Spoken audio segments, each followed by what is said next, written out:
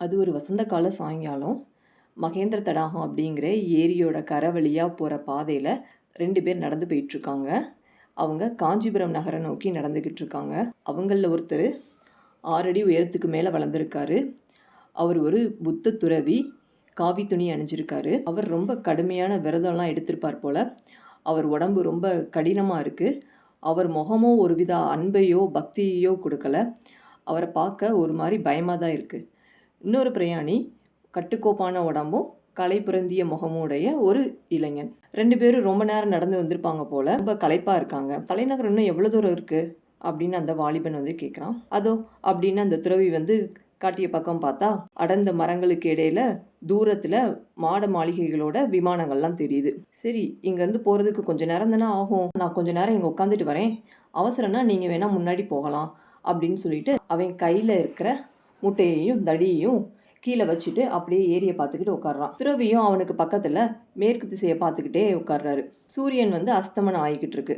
அப்ப சூரியன் வந்து தங்க நிறத்துல ஜொலிக்குது. மேல் வானம் வந்து செக்க செவேன்னு இருக்கு. அங்கங்க சின்ன சின்ன மேக கூட்டங்கள் வந்து தீப்பிடிச்சு எரியிற மாதிரி இருக்கு. அப்ப அந்த மகேந்திர தடாகத்தோட தண்ணி வந்து அப்படியே பளிங்கு போல தெரியுது. ஏரியோட வட கரையை பார்த்தா வேறொரு காட்சி அங்க இருக்கு. அந்த கரையில நிறைய குன்றுகள் இருக்கு. அதோட நிழல் வந்து அந்த தண்ணியில விழுகுது. அப்படியே அந்த தண்ணி வந்து அப்படியே கருமையா இருக்கு. அங்கங்க வெள்ளை நிற திட்டுகள் இருக்கு. அது என்னன்னு கொஞ்சம் நம்ம உத்து பார்த்தா வெண் நாரை கூட்டம் வந்து அங்கங்க ஒத்த கால்ல நின்னுட்டு இருக்கு. அந்த கருமை நிற குன்று, அந்த கருமை நிற தண்ணி, அப்படியே அந்த வெண் நாரைகள் வந்து பறந்து போற காட்சி மனசுக்கு வந்து ரொம்ப ரம்மியமா இருக்கு. இதெல்லாம் பார்த்துக்கிட்டு இருந்த அந்த வாலிபன் வந்து இந்த ஏரிய வந்து மகேந்திர தடாகம் அப்படின்னு சொல்றதுக்கு பொருத்தம் இல்ல. மகேந்திர சமுத்திரம் தான் சொல்லணும் அப்படின்னு சொல்றான். உடனே துறவி சொல்றாரு, இப்ப இந்த மகேந்திர ஏரியில வந்து தண்ணி வந்து குறைஞ்சு போயிருக்கு. ஐப்பசி கார்த்திகையில மழை பெய்யும் போது பார்த்தேன்னா இந்த ஏரி அப்படி நிரம்பி இருக்கும். அப்ப கடல் மாதிரியே இருக்கும் அப்படின்னு சொல்றாரு. அப்படியே சொல்லிட்டு அவர் எந்திரிச்சு கிளம்புறாரு. புறப்பட்டீங்களா அப்படின்னு கேட்குறான். ஆமா பரஞ்சோதி, என்னோட வர்றதுக்கு தான் உனக்கு பிடிக்கல போலயே அப்படின்னு சொல்லிட்டு அவர் நடக்க ஆரம்பிக்கிறாரு. அப்ப அந்த இளைஞனோட பேர் வந்து பரஞ்சோதி அப்படிங்கிறத நம்ம தெரிஞ்சுக்கிறோம். பரஞ்சோதி அப்படிங்கிற அந்த இளைஞனும் அவனோட மூட்டையும் தடியும் எடுத்துக்கிட்டு அவர் கூட அப்படியே நடக்கிறான். சாலையில அப்ப போறவங்க வரவங்க கூட்டம்லாம் கொஞ்சம் அதிகமா இருக்கு. அங்கங்க மாட்டு வண்டியில நிறைய ஆட்களும் நெல்லு, வைக்கோல் அதெல்லாம் ஏத்திட்டு போற வண்டிகளும் அப்படியே வரிசையா போய்க்கிட்டே இருக்கு. சாலைக்கு ஒரு பக்கம் வந்து நெல் வயல்கள் அப்படியே பறந்து இருக்கு. ஒரு பக்கம் வந்து விவசாயிகள் வந்து அறுவடையான நெற்கதிர்கள் எல்லாத்தையும் அந்த நெற்கற்றைகளை வந்து கட்டிக்கிட்டு இருக்காங்க. அந்த வயல்கள்ல இருந்து புது நெல்லோட வாசம் வந்து ரொம்ப ரம்மியமா வந்துட்டு இருக்கு. கொஞ்சம் தூரம் போனதும் ஒரு அழகான கிராமம் வருது. அந்த கிராமத்தை தாண்டி நடந்து போறாங்க. அந்த கிராமத்தை தாண்டினதும் புது நெல் மணத்துக்கு பதிலா மல்லிகை, முல்லை பூக்களோட மனம் வந்து இருக்கு. கண்ணு கெட்டிய தூரம் வரைக்கும் அந்த நந்தவனம் தான் இருக்கு. அப்படியே திடீர்னு பார்த்தா சாலையில குறுக்க வந்து ஒரு பாம்பு சரசரன்னு போய் புதர்ல போய் மறைஞ்சிருது. ஆஹா! இந்த மல்லிகை பூவோட மணத்துக்கு தான் பாம்பு எப்படி இருந்தாலும் வருமே அப்படின்னு சொல்லிட்டு நடந்து போயிட்டு இருக்காங்க. பரஞ்சோதி வந்து திடீர்னு சிரிக்கிறான். உடனே அந்த துறவி வந்து, ஆமா நீ எதை நினைச்சு சிரிக்கிற அப்படின்னு கேட்குறாரு. அவன் கொஞ்ச நேரம் பேசாம இருந்துட்டு, மதியம் வந்து ஒரு பாம்பை கொன்னு என்னை காப்பாத்துனீங்கல்ல, நீங்க தான் ஒரு புத்த துறவி ஆயிற்றே, இப்படி உயிர்களை கொல்லலாமா அப்படின்னு நினைச்சு சிரிச்சேன் அப்படிங்கிறான். நம்மளை கொல்ல வந்துச்சுன்னா பசுவையும் கொல்லலாமே அப்படின்னு சொல்றாரு. ஆனா அது வந்து உங்களை கொல்ல வரலையே, என்ன தானே கொல்ல வந்துச்சு அப்படின்னு கேட்குறான். என்னோட சிஷியனை நான் காப்பாற்ற வேணாமா அப்படின்னு சொல்றாரு. சிஷியனா? யாரை சொல்றீங்க? ஆமா, நீ என்னோட உயிரை ஒரு சமயம் காப்பாத்தின. அதுக்கு பதிலுக்கு தான் நான் உங்க உயிரை காப்பாத்துறேனா? எப்போ? 300 வருஷங்களுக்கு முன்னால். என்ன? முன்னாடி ஒரு ஜென்மத்துல. ஓ! நீங்க தான் முக்காலமும் உணர்ந்த முனிவர் ஆயிற்றே, தெரியாம கேட்டுட்டேன். திரும்ப பரஞ்சோதி, சுவாமி இனிமே வரப்போறது உங்க ஞானக்கண்ணுல தெரியும்ல அப்படின்னு கேட்குறான். வரப்போறது நான் சொல்லட்டுமா அப்படின்னு கேட்குறாரு. சொல்லுங்க. இந்த நாட்டுக்கு பெரிய யுத்தம் வரப்போகுது. பெரிய யுத்தமா? ஆமா, மகா பயங்கரமான யுத்தம். பாலாறுலாம் ரத்த ஆறா ஓடப்போகுது. மகேந்திர தடாகம் ரத்த தடாகம் ஆகப்போகுது. ஐயோ! பயமா இருக்கு. போதும் அடிகளே, நாட்டோட சமாச்சாரம்லாம் எனக்கு எதுக்கு? என் விஷயமா ஏதாவது சொல்லுங்க அப்படின்னு கேட்குறான். இன்னைக்கு இரவு வந்து உனக்கு ஒரு கஷ்டம் வரப்போகுது. ஏதாவது நல்ல வாக்கா சொல்லக்கூடாதா? புத்த பகவானுடைய அருளால அந்த கஷ்டம் வந்து போயிரும். நான் தான் சிவனை கும்பிடுறவன் ஆயிட்டேன். எப்படி புத்தர் எனக்கு அருள் புரிவாரு? புத்தரோட கருணை எல்லையற்றது. அதோ வர்றது யாரு அப்படின்னு பரஞ்சோதி கேட்குறான். வெளிச்சம் அப்படியே மங்கி இருக்கு. தூரத்துல ஒரு அபூர்வ உருவம் வந்து அவங்களுக்கு எதிர வந்துகிட்டு இருக்கு. பார்த்தாலே தெரியலையா? திகம்பர சமண முனிவர் அவர் தான் வர்றாரு அப்படின்ட்டு புத்த துறவி சொல்றாரு. சமண முனிவர்கள் இன்னும் இங்க இருக்காங்களா அப்படின்னு பரஞ்சோதி கேட்குறான். 3/4 பேர் பாண்டி நாட்டுக்கு போயிட்டாங்க. மத்தவங்களும் சீக்கிரம் போயிடுவாங்க. சமண முனிவர் வந்து இவங்களுக்கு பக்கத்துல வராரு. கட்டையா குட்டையா இருக்காரு. அவர் கையில ஒரு கமண்டலம் வச்சிருக்காரு.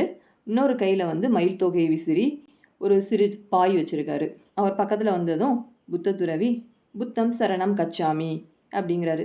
உடனே சமண முனிவரும் அருகர் தாள் போற்றி அப்படின்னு சொல்றாரு. இருட்டுற சமயத்துல அடிகள் எங்க பிரயாணமா அப்படின்னு புத்த துறவி கேட்குறாரு. ஆமா ஆமா, நான் பாண்டி நாட்டுக்கு போறேன் அப்படின்ட்டு சமணர் சொல்றாரு. சரி சரி, இன்னைக்கு ஏதாவது முக்கியமான விசேஷம் உண்டா அப்படின்னு கேட்குறாரு. உடனே சமண முனிவர் உண்டு, கோட்டை கதவுகளை அடைக்க போறாங்களாம் அப்படின்னு சொல்லிக்கிட்டே நடந்து போயிடுறாரு.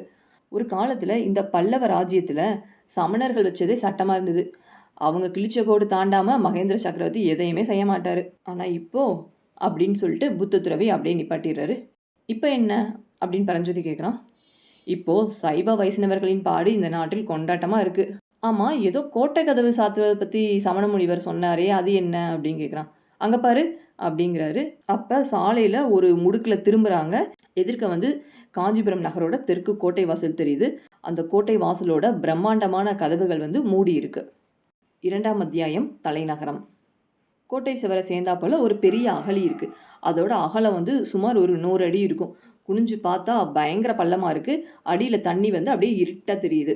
இவங்க நடந்து வந்துட்டு இருந்த பாதையானது அகழிக்கு பக்கத்துல வந்ததும் 2ஆ பிரிஞ்சு, ஒண்ணு வலப்புறமாகவும் இன்னொன்னு இடப்புறமாகவும் அப்படியே கோட்டை சுவரை சுத்தி அகழி கரையோட போகுது. சாலையில வந்த வண்டிகளும் மனிதர்களும் இடப்புறமாகவும் வலப்புறமாகவும் அப்படியே சுத்தி நடந்து போறாங்க. அகழி மேல ஒரு குறுகலான மரப்பாலம் ஒண்ணு இருக்கு. அது வந்து அந்த கோட்டை வாசல் வரை போகுது. புத்த துறவி பரஞ்சோதிக்கு சைகை காமிச்சிட்டு அந்த பாலத்து மேல நடந்து போறாரு. பரஞ்சோதியும் அவர் பின்னாடி போறான். இது என்ன இவ்ளோ சின்ன பாலமா இருக்கே, கோட்டைக்குள்ள வண்டியும் வாகனங்களும் எப்படி போகும் அப்படின்னு பரஞ்சோதி கேட்குறான். இந்த வாசல் வழியாக போக முடியாது. வடக்கு வாசலிலும் கிழக்கு வாசலிலும் பெரிய பாலங்கள்லாம் இருக்குது. அதுல வந்து யானை கூட போகலாம் அப்படின்னு சொல்றாரு துறவி. பாலத்தை தாண்டி கோட்டை வாசலுக்கு பக்கத்துல அவங்க போயிடுறாங்க. அங்க ஒரு சேமக்கலம் தொங்க போட்டிருக்காங்க. பக்கத்துல வந்து ஒரு கட்டையும் கிடக்கு. அந்த கட்டையை எடுத்து சேமக்கலத்துல ஒரு தட்டு தட்டுறாரு துறவி. மேல இருந்து யாரங்கே அப்படின்னு குரல் கேட்குது. இருட்டுக்குள்ள அவனோட முகம் சரியா கூட தெரியல. மருதப்பா நான் தான் அப்படின்னு துறவி சொன்னதும் மேலேருந்து எட்டி பார்த்தவன், தாங்களா இதோ வந்து விட்டேன் அடிகளே அப்படின்னு சொல்லிட்டு வரான். கொஞ்ச நேரத்துக்குள்ளேயே கோட்டை கதவோட தாழ்பால் திறக்க சத்தம் கேட்குது. அந்த கதவுல ஒரு ஆள் மட்டும் உள்ள போகக்கூடிய அளவுக்கு துவாரம் உருவாகுது. புத்த துறவி அந்த துவாரத்துக்குள்ள போறாரு. பரஞ்சோதியும் கையை பிடிச்சிட்டு உள்ள கூட்டிட்டு போறாரு. திரும்ப அந்த கதவு துவாரத்தை அடைச்சிடுறாங்க. பரஞ்சோதி உள்ள போனதும் அந்த நகரை பார்க்குறான். நகரம் வந்து பிரகாசமான தீபங்களால அப்படியே ஒளிமயமா காட்சியளிக்குது. பரஞ்சோதி இதுவரைக்கும் இவ்வளோ பெரிய நகரத்தை வந்து பார்த்ததே கிடையாது. அப்படியே பார்த்து பிரமிச்சு நிற்கிறான். அந்த புத்த துறவி வந்து கதவை திறந்த காவலனை பார்த்து, மருதப்பா நகரம் ஏன் கலகலப்பே இல்லாம இருக்கு? கோட்டை கதவு ஏன் அதுக்குள்ள சாத்திட்டாங்க? ஏதாவது செய்தி உண்டா அப்படின்னு கேட்குறாரு. சரியா தெரியல சாமி, இன்னைக்கு காலையில இருந்து நகரம் வந்து ஒரே கொண்டாட்டமா தான் இருந்துச்சு அப்படிங்கிறதுக்குள்ள துறவி கேட்குறாரு. கொண்டாட்டத்துக்கு என்ன காரணம் அப்படின்னு கேட்குறாரு. உங்களுக்கு தெரியாதா, சிவகாமி அம்மையோட நடன நாட்டியம் வந்து இன்னைக்கு சக்கரவர்த்தி சபையில வந்து அரங்கேறுவதா இருந்துச்சு. அதுதான் ஜனங்களுக்கு அவ்வளோ கொண்டாட்டம் அப்படின்னு சொல்றாரு.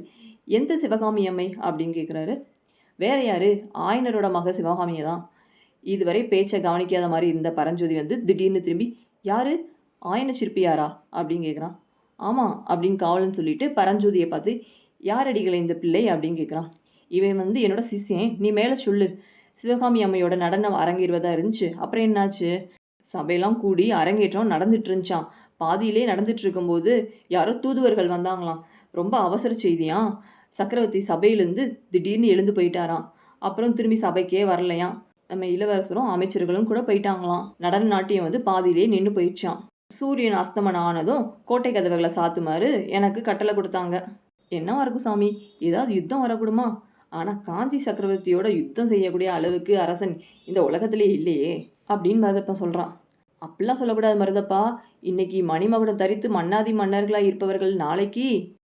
ஆனா இதை பத்தியெல்லாம் நான் ஏன் பேச வேண்டும்? சரி, உன்னோட மகன் எப்படி இருக்கான் அப்படின்னு சன்னியாசி கேட்கிறாரு. உங்களோட அருள் சாமி நல்லா இருக்கான் அப்படின்னு மருதப்பன் சொல்றான். மருதப்பனோட மகனை வந்து ஒரு சமயம் வந்து பாம்பு கடிச்சிருச்சு. அப்ப இந்த புத்த துறவி தான் அவனோட மகனை வந்து காப்பாத்திருக்காரு. அதனால மருதப்பனுக்கு துறவி மேல எப்பயுமே ஒரு பக்தி உண்டு. என்னால ஒண்ணும் இல்ல மருதப்பா, எல்லாம் புத்த பகவானோட கருணை. சரி நான் வரேன் அப்படின்னு சொல்லிட்டு நடந்து போறாரு. பரஞ்சோதியும் அவனோட நடக்கிறான்.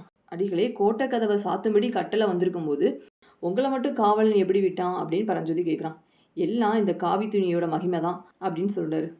ஓ, பல்லவ சக்கரவர்த்தியின் ராஜ்யத்துல காவி துணிக்கு அவ்வளோ கௌரவமா? ஆனா சமணர்கள் மட்டும் ஏன்? சமணர்கள் வந்து ராஜரீக விஷயங்கள் எல்லாம் தலையிட்டாங்க. நாங்க வந்து அந்த வழிக்கே போறது கிடையாது. ராஜ பரம்பரையோட முகத்த கூட பார்ப்பதில்லன்ட்டு வச்சிருக்கோம். சரி நீ இப்ப என்ன பண்ண போற? என்னோட சேர்ந்து புத்த விஹாரத்துக்கு வரியா? அப்படின்னு கேட்குறாரு. இல்ல சாமி, திருநாவுக்கரசர் மடத்துக்கே நான் போயிடுறேன். வேற எங்கேயும் தங்க வேண்டாம்னு அம்மா சொல்லியிருக்காங்க அப்படின்னு சொல்றான். சரி அப்படியானால் நம்ம இந்த இடத்துலேருந்து பிரிய வேண்டியதான். போயிட்டு வரியா தம்பி? அப்படின்னு கேட்குறாரு. சுவாமி, நாவுக்கரசர் மடம் எங்கே இருக்கு? எப்படி போக வேண்டும்? அப்படின்னு பரஞ்சோதி கேட்குறான். ஏகாம்பரேஸ்வரர் கோயிலுக்கு பக்கத்துல தான் இருக்கு. அங்க பாரு கோயில் விமானத்தா அப்படின்னு காமிக்கிறாரு. பரஞ்சோதி பார்க்குறான். கண்ணு கெட்டின தூரம் வரைக்கும் அந்த நகர்ல எங்க பார்த்தாலும் விமானங்கள் தான் இருக்கு. இந்த வரலாறு நிகழ்ந்த காலத்துல, அதாவது ஏறக்குறைய 1400 ஆண்டுகளுக்கு முன்னாடி தமிழக கோயில்கள்ல வந்து முன்வாசல் கோபுரங்கள் இப்போது இருக்கிற மாதிரி உயரமாக இருக்கல. கோயில் கற்ப கிரகத்துக்கு மேல மட்டும்தான் விமானம் அமைக்கிறது வழக்கமா இருந்துச்சு. அதுவும் அவ்வளோ உயரமா இருக்காது. மேலும் சிவன் கோயில் விமானங்கள், சமண பள்ளிகளோட விமானங்கள், அரண்மனை விமானங்கள் எல்லாம் ஏறக்குறைய ஒரே மாதிரியே தான் இருக்கும். எங்க பார்த்தாலும் விமான மயமாயா இருக்கே, நீங்க எதை சொல்றீங்க? அப்படின்னு பரஞ்சோதி கேட்குறான். அப்படியே நீ இந்த சாலையோட அப்படியே நடந்து போ. ஏகம்பர் கோயிலுக்கு வழி அங்கங்க கேட்டு விசாரிச்சுக்கலாம் அப்படின்னு சொல்றாரு. ஜாக்கிரதை தம்பி, காலம் கெட்டு போய் கிடக்கு அப்படின்னு சொல்லிட்டு அவர் கிளம்பிடுறாரு. அந்த இளைஞன் வந்து நேரா துறவி காட்டிய வழியை பார்த்து போறான். அந்த காலத்துல தென் தேசத்திலேயே காஞ்சிபுரம் நகரம் வந்து ரொம்ப பிரசித்தி பெற்றதா இருந்தது. அந்த நகரத்தோட வீதி எப்படி இருக்குன்னா, ஒவ்வொன்றும் தேரோடுற வீதியை மாதிரி ரொம்ப பெருசா இருக்கு. வீடுகள் ஒவ்வொன்றுமே மாளிகை மாதிரி தான் இருக்கு. அங்கங்க கல்லாலான தூண்கள் மேல பெரிய பெரிய விளக்குகள் வந்து எரிஞ்சுக்கிட்டு இருக்கு. வீதியில வந்து மக்கள் கூட்டம் ரொம்ப அதிகமா இருக்கு. கடைத்தெருக்களோட காட்சியை பத்தி சொல்லவே வேண்டாம். காசி முதல் கன்னியாகுமரி வரையில இந்தியாவில் உள்ள எல்லா பொருட்களும் அந்த கடை வீதிகள்லாம் கிடைக்கும். பூக்கடைகளாகட்டும் சரி, பழக்கடையாகட்டும் சரி, தானிய கடைகளாகட்டும் சரி, முத்து ரத்தின வியாபாரிகளோட கடைகள் ஒரு பக்கம், இப்படி அந்த நகரே வந்து செல்வ செழிப்பாக தான் இருந்திருக்கு. பரஞ்சோதி அப்படியே வியப்பா அந்த வீதி காட்சிகள் எல்லாம் பார்த்துக்கிட்டே போறான். அங்கங்கே வந்து மக்கள் வந்து கூட்டமா நின்று சிவகாமி அம்மையோட நடன அரங்கேற்றம் நடுவில் நின்று போனதை பத்தி பேசிக்கிட்டே இருக்காங்க. கோட்டை கதவுகளை மூட சொல்லி சொன்னதையும் பத்தி அங்கங்க நின்று பேசிட்டு இருக்காங்க. அப்பப்போ கொஞ்ச நேரத்துக்கு ஒருக்க யார்கிட்டயாவது ஏகாம்பரேஸ்வரர் கோயில் எங்க இருக்கு அப்படின்ட்டு கேட்டுக்குவான். அதுவும் அப்படின்னு அவங்களும் வழி காமிப்பாங்க. ஆனாலும் அவன் அந்த கோயில் அடைஞ்ச பாடில்ல. ஏன்னா இந்த நகரத்தை வேடிக்கை பார்க்குற ஆவல்ல அவன் வந்து மெதுவாக தான் போய்கிட்டு இருக்கான். அப்போ போயிட்டு இருக்கும்போது திடீர்னு ஒரு இடத்துல இருந்து ஒரே கூச்சலும் குழப்பமா இருக்கு. மக்கள்லாம் நாலா பக்கமும் சிதறி ஓடுறாங்க. கோயில் யானைக்கு மதம் பிடித்து விட்டது, ஓடுங்கள் ஓடுங்கள் அப்படின்ட்டு கூக்குரலோட சேர்ந்து குழந்தைகள் அழுகிற சத்தம், மக்கள் அலறுற சத்தம், குதிரைகள் கனைக்கிற சத்தம், வீட்டு கதவுகளில் தடால் தடால்னு மூடுறாங்க. பரஞ்சோதியும் அப்படியே பயந்து நின்றுட்டான். அவனுக்கு என்ன செய்யறதுன்னு தெரியல. நம்மளும் ஓடணுமோ, எந்த பக்கம் ஓடுவது அப்படின்னு அவன் நினைச்சிட்டு இருக்கும் போதே அவனுக்கு முன்னாடி என்ன நடக்குதுன்னு அவன் பார்க்குறான். அவனுக்கு முன்னாடி அந்த தெருவில் வந்து கொஞ்சம் தூரத்துல ஒரு பல்லக்கு போயிட்டு இருக்கு. அந்த பல்லக்குல அழகு தேவதை அப்படின்னு சொல்லக்கூடிய ஒரு இளம் பெண்ணும் அவளுடைய அப்பான்னு தோன்றக்கூடிய ஒரு பெரியவரும் இருக்காங்க. பல்லக்கு தூக்கிட்டு போறவங்க இந்த கூச்சல் எல்லாம் கேட்டுட்டு அப்படியே பல்லக்க கீழே வச்சு நாலா பக்கமும் ஓடுறாங்க. அதே சமயத்துல அவனுக்கு பின்னாடி ரொம்ப பக்கத்துல ஒரு மதம் பிடிச்ச யானை வந்து பயங்கரமா ஓடி வருது. இதையெல்லாம் பார்த்துக்கிட்டு இருந்த பரஞ்சோதி ஒரு கணம் தயங்கி நிற்கிறான். அடுத்த கணத்துல ஏதோ ஒரு முடிவுக்கு வந்தவனா தன்னோட கையில இருந்த மூட்டையை கீழே வைக்கிறான். அவசரமா அதை பிரிக்கிறான். அதுக்குள்ள இருந்து ஒரு வேல் முனையை வந்து எடுக்கிறான். அதை வந்து அவன் கையில வச்சிருக்க தடியின் மேல அந்த முனையை வந்து சொருகி பொருத்துறான். பொருத்திய வேலை அவனோட வலது கையில தூக்கி பிடிச்சதுக்கும் அந்த மதம் கொண்ட யானை அவன் பக்கத்துல வர்றதுக்கும் சரியா இருந்தது. அவ்வளவுதான். பரஞ்சோதி தன்னோட முழு பலத்தையும் காமிச்சு அந்த வேலை வந்து வீசுறான். அது யானையோட இடது கண்ணுக்கு பக்கத்துல பாயுது. யானையோட தடித்த தோலையும் பொளந்துக்கிட்டு அப்படியே அந்த வேல் வந்து உள்ள போயிடுச்சு. யானை வந்து பயங்கரமா ஒரு தடவை பிளிருது. துதிக்கையால் அந்த வேலை பிடுங்கி அதோட காலு கீழே போட்டு மிதிச்சிருச்சு. வேலை எரிஞ்சு அந்த வாலிபன் பக்கம் திரும்புது. மதம் கொண்ட யானை மேல வேலை எரிஞ்சு அதனுடைய விளைவு எப்படி இருக்கும் அப்படின்னு அவனுக்கு நல்லா தெரியும். உடனே யானை அவன் பக்கம் திரும்பினதை பார்த்ததும் பல்லக்கு இருந்த பக்கத்துக்கு எதிர்பக்கமா ஓட ஆரம்பிக்கிறான். யானை வந்து அதனோட உடம்ப முழுசா திருப்புறதுக்குள்ள அவன் ரொம்ப தூரம் ஓடிட்டான். ஓடிக்கிட்டே திரும்பி பார்க்குறான். அப்பயும் யானை விடாம அவன் பின்னாடி வேகமா ஓடி வருது. அப்படியே பயத்திலே ஓடுறான். ஒரு சந்து வருது, அதுல திரும்பி நுழைஞ்சு ஓட ஆரம்பிக்கிறான். அப்புறம் திரும்ப பெரிய ஒரு சாலை வருது, அதுலயே ஓட ஆரம்பிக்கிறான். அப்ப அப்படியே திடீர்னு பார்த்தா ஒரு 5, 6 யானை அவனுக்கு முன்னாடி ஓடி வந்துட்டு இருக்கு. இந்த மதம் பிடிச்ச யானையை கட்டுப்படுத்துறதுக்கு தான் இந்த யானையை ஏவ விட்டுருக்காங்க அப்படின்னு அவன் புரிஞ்சுக்கிட்டு அப்படியே அந்த சாலையோட ஓரமா மெதுவா நடக்க ஆரம்பிக்கிறான். அப்பதான் அவனுக்கு தெரியுது அவன் எவ்வளவு தூரம் ஓடி வந்திருக்கான் அப்படிங்கிறது. அப்பதான் கொஞ்சம் அவன் அவனோட சுய நினைவுக்கே வரான். அவனோட நெஞ்சு படபட நடிக்குது. அப்படியே உடம்பெல்லாம் வேர்த்து கொட்டுது. ஏற்கனவே இன்னைக்கு பயணம் பண்ணி நடந்து வந்து ரொம்ப களைச்சு போயிருக்கான். இப்ப வேகமா வேற ரொம்ப தூரம் ஓடி வந்ததுனால ரொம்ப அவனுக்கு களைச்சு போயிருச்சு. அப்படியே அவனால் நடக்கவே முடியல. வீதி ஓரத்துல ஒரு சுமைதாங்கி கல் இருக்கு. அதன் மேல போய் உட்கார்றான். அப்பதான் உடம்போட களைப்பு கொஞ்சம் கொஞ்சமா நீங்குது. அவன் உள்ள வந்து சிந்தனை செய்ய ஆரம்பிக்குது. ஆமா, நம்ம வந்த காரியம் என்ன, செய்த காரியம் என்ன அப்படின்னு யோசிச்சுட்டு இருக்கான். ஆமா, அந்த மத யானையின் மேல் வேலைய நம்ம எதுக்காக எறிஞ்சோம்? அந்த யானை கிட்ட மட்டும் சிக்கியிருந்தோம்னா, நம்ம கதி என்னவாயிருக்கும்? நம்ம அம்மாவ திரும்ப பார்க்க முடியாமயே போயிருக்குமே! அப்படின்னு நெனச்சுட்டு, அப்பதான் அவனுக்கு அந்த பல்லக்குல இருந்த அந்த இளம் பெண்ணோட முகமும், அந்த பெரியவர் முகமும் ஞாபகம் வருது. ஆமா, ஆமா. நம்ம அவங்கள காப்பாத்துறதுக்காக தான் அந்த வேல எறிஞ்சோம். ஆமா, அவங்க யாரா இருக்கலாம்? ஒருவேள நாட்டியம் தடபட்டத பத்தி பேசிட்டு இருந்தாங்களே! அந்த சிவகாமி அம்மை தான் அந்த இளம் பெண்ணோ? பெரியவர் வந்து அந்த பொண்ணோட தந்தை ஆயனரா இருக்குமோ? அப்படின்னு நெனச்சுக்கிட்டே, அப்படியே கண்ண மூடி படுத்திருக்கான். தூங்கிர்றான். பல்லக்குல போனவங்க யாரு? அவங்க தான் சிவகாமி அம்மையா? அப்ப அந்த பெரியவர் ஆயனரா? புத்த துறவி பரஞ்சோதிக்கு அன்னைக்கு இரவு ஒரு கஷ்டம் வரும்னு சொன்னாரே, அது இந்த கஷ்டம் தானா? இல்ல வேற ஏதோ அவனுக்கு நிகழப் போகுதா? அடுத்த அத்தியாயத்துல பார்க்கலாம்.